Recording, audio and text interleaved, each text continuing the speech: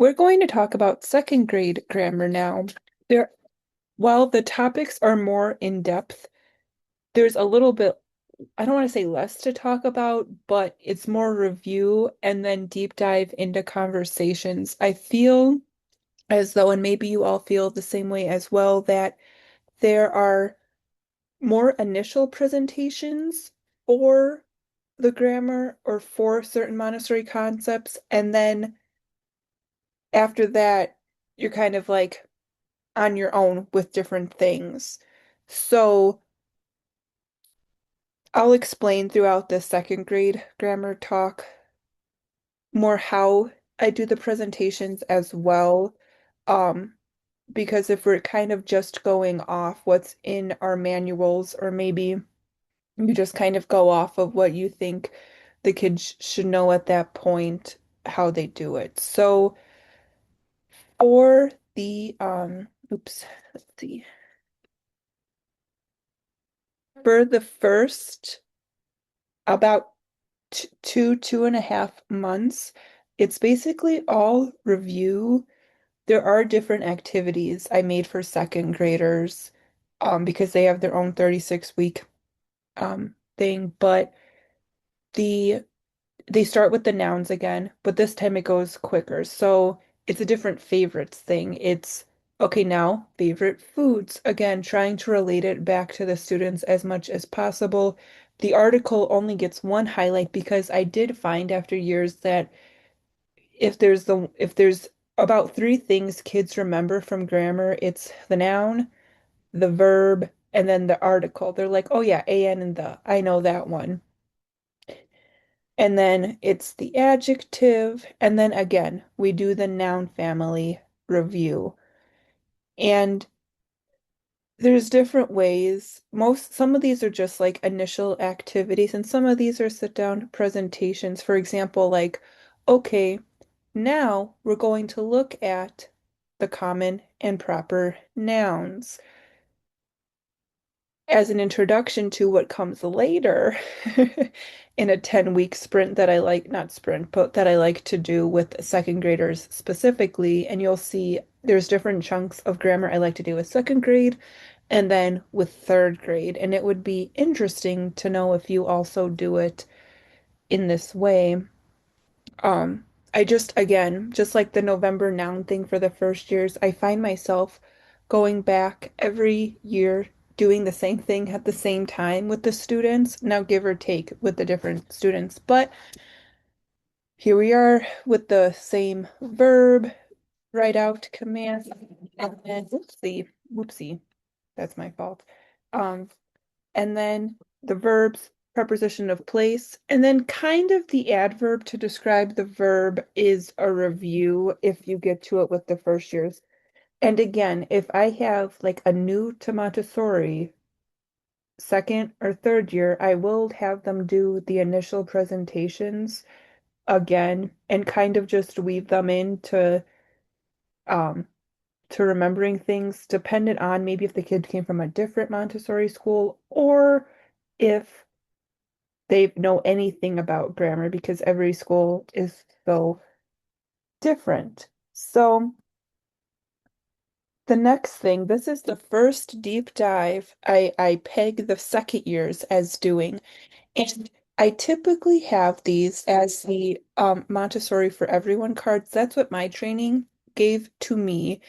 But I recently did a poll for geometry to see if people used the Montessori for Everyone, and not everyone does, which I thought a lot of AMS programs uses the Montessori for Everyone, but either way, if you don't have these, I do I will show you and what I mean like when I present. So I did go ahead and make a few, well, not a few, there's a ton of these layout cards, even more than what I have here. Okay, this is kind of that's not a lame example, but as you can see, so as I'm doing these presentation, what's nice about the layout cards is that I use these not only for the presentation, but also later for the students to lay out as part of like the work.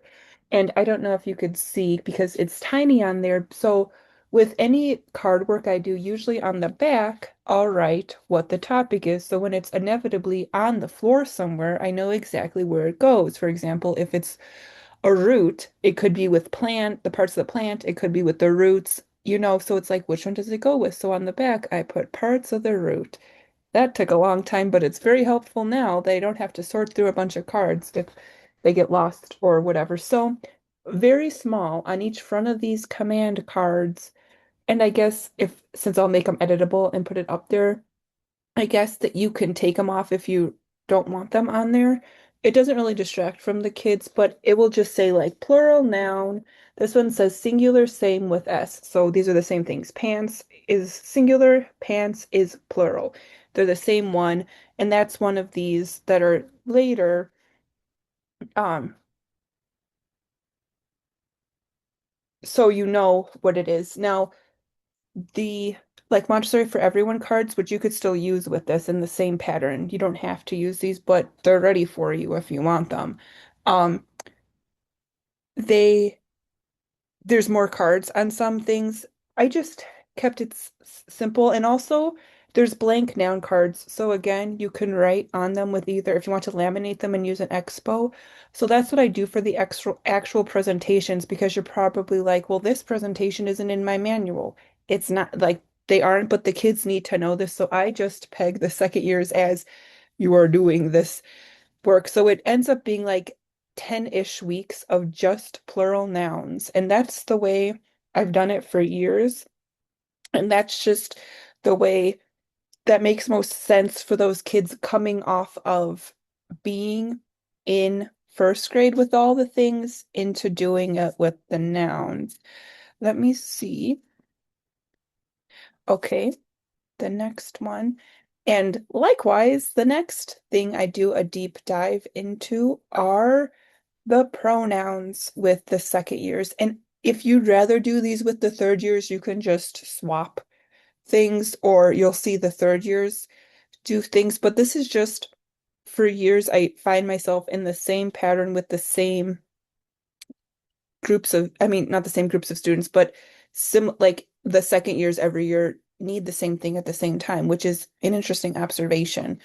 But so, especially with these ones, so this is like where it says number 24, the pronoun chart. This is like the whole layout for it because and then they can either fill out the page or write their own, make a big poster.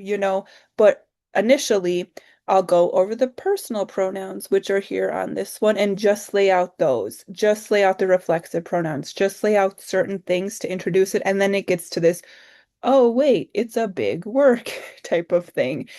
And this is why I like having the names on the cards, which I think I do have, because I decided I wanted to print them. Again, maybe I don't have that because I already printed them out. But they'll say on the bottom of the layout card which one it goes to because sometimes as the teacher, it's hard to remember. I mean, with pronouns, it's a little bit, I want to say easier to remember, but it's just like, okay, which one is truly the possessive pronoun? It's already on the card. So when I'm giving the presentation, I know it's exactly this one.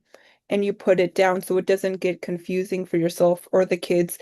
And you might be thinking, well, when they lay it out themselves, can't they just read off the card? They could, but they can then see like the match of this. And maybe it is better on the back. I don't know. It's just easier um to have it how it is. So for the different pronouns, I will have them, go through them. So we really focus a lot on all the plural nouns and then the pronouns, right? Let me just make sure I had no more notes about this one. Oh, that's a good note to make. So I know in Montessori, especially with the different nouns and verbs in the upper elementary, there are different symbols.